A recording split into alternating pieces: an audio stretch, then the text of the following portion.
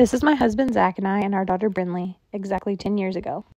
On October 25th, 2014, exactly 10 years ago today, I received a call that my husband had been involved in a bad farming accident. When I arrived at the hospital, they told me he had come into contact with a high voltage power line and was severely burned on 54% of his body. They had intubated him and they were flying him to a burn unit. This is what he looked like when I saw him for the first time. We were told his chances of survival were very slim, so we prepared for the worst but prayed for the best.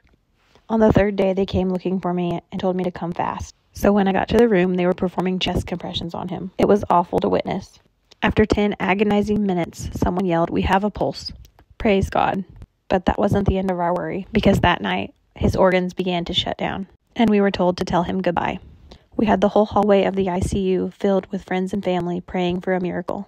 In the Bible, Jesus says, when 2 or 3 are gathered in his name, he is there with them. And sure enough, he was there with us.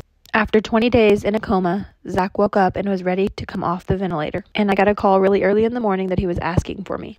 So we rushed to the hospital, and sure enough, he was awake and talking. When he woke up, he was still very heavily medicated, so he was unaware of what we were about to tell him. They had to amputate portions of both of his legs because the burns were so bad. They also weren't sure if they could save his left arm.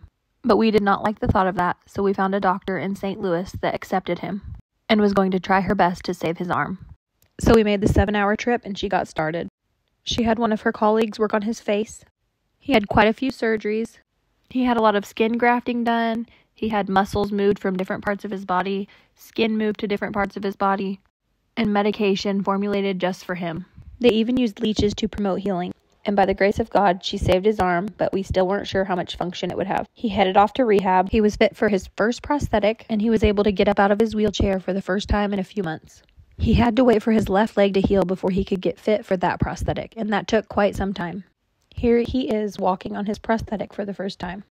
After he gained some strength at rehab, he was ready to head home about 5 weeks later. And little did he know, when we arrived, people were lining the streets to welcome him home. When we got home, we still had quite a few obstacles to get through. He had strength to gain, wounds to heal, and lots of mental toughness for both of us to push through the hardest days. He had medications to wean from, physical therapy, occupational therapy, and more surgeries ahead. And as you can see, his left arm has way more function than we ever thought it would have. All thanks to this amazing doctor who saved his left arm. I remember her telling us that her main goal was to save his arm so he could hold his daughter. And oh my gosh, she would be so impressed with what all he can do now. Next up, he was able to get his left prosthetic and was able to start walking again on 2 feet. I feel like that's when his mentality changed, and that's when we got Zach back. Thank God for the advancements in technology with prosthetics. He has an amazing quality of life and is pretty much able to do everything he could do before, just a little differently now. That's also thanks to all his hard work and determination. We are still forever grateful for the prayers, love, and support throughout this entire journey. I don't think we would have made it without it. So thank you from the bottom of our hearts. Now enjoy some video clips of where he's at today and what he can do now, including one of my favorites, where he's driving a semi with a manual and pushing in the clutch, all with a prosthetic leg. He told me he'd never be able to do that, and look at him today.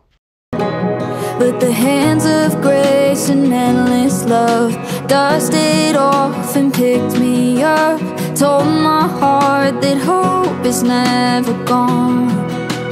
God is in this story, God is in the details, even in the broken parts. He holds my heart, He never fails.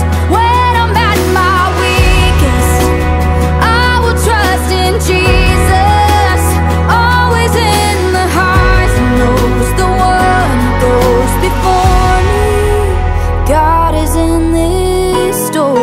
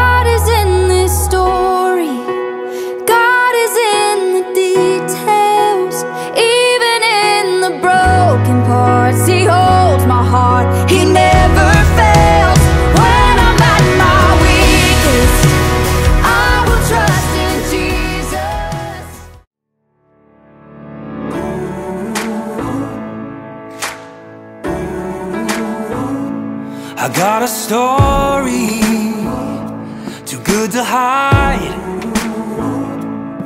I was a blind man wandering until I saw the light. Yeah, I got a story I can't deny. I'm a living, breathing miracle, and I just gotta testify.